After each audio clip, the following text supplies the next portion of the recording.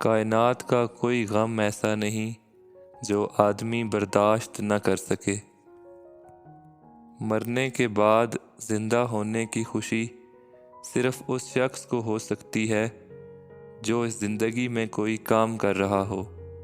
جو اس زندگی میں کوئی کام کر رہا ہو تو اسے مرنے کا کوئی خوف نہیں ہوتا۔ جس کو صداقت اور نیکی کا سفر کرنے کی خواہش ہے وہ جان لے کہ یہ منظوری کا اعلان ہے۔ جس کو منظور نہیں کیا جاتا اس کو یہ شوق ہی نہیں ملتا۔ جو بات آپ کے دل میں اتر گئی وہی آپ کا انجام ہے۔ اگر آپ کو موت آ جائے تو جس خیال میں آپ مریں گے وہی آپ کی عاقبت ہے۔ اپنی ہستی سے زیادہ اپنا نام نہ پھیلاؤ، نہیں تو پریشان ہو جاؤ گے۔ آپ کے سانس گنتی کے مقرر ہو چکے ہیں۔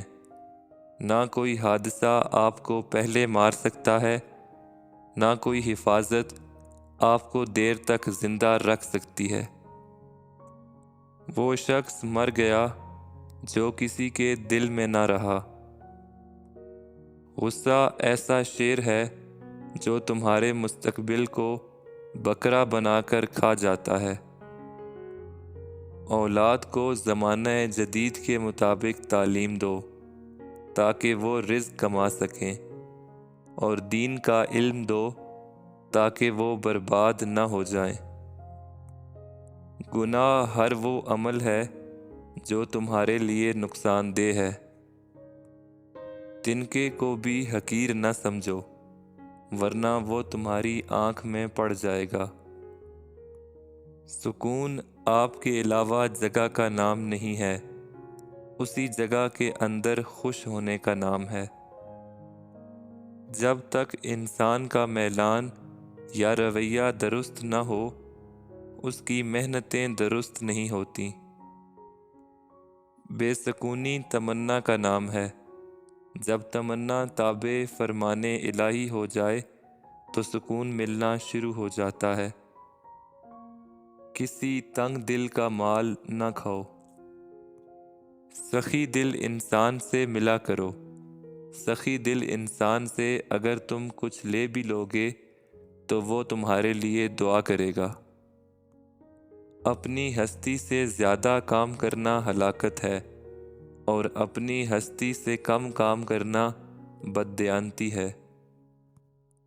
کبھی بادشاہ بننے کی دعا نہ کرو، ورنہ دعا کے ذریعے حاصل ہو جانے والی بادشاہی کے اندر اگر کوئی ظلم اور تلخی ہوئی تو اس کے ذمہ دار تم ہوگے۔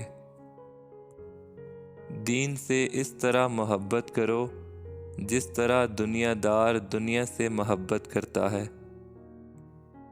بہت سارے سوالات سے نکل کر انسان جب ایک سوال میں داخل ہو جاتا ہے تو اس کا سفر واضح ہو جاتا ہے۔ زندگی کسی الجھے ہوئے سوال کا نام نہیں، یہ ایک پرلطف منظر ہے۔ جو شخص اس لیے اپنی اصلاح کر رہا ہے کہ دنیا اس کی تعریف و عزت کرے تو اس کی اصلاح نہیں ہوگی۔ وہ انسان کامیاب ہوتا ہے جس نے ابتلا کی تاریکیوں میں امید کا چراغ روشن رکھا۔ خالق کا گلہ مخلوق کے سامنے نہ کرو، اور مخلوق کا شکوہ خالق کے سامنے نہ کرو، سکون مل جائے گا۔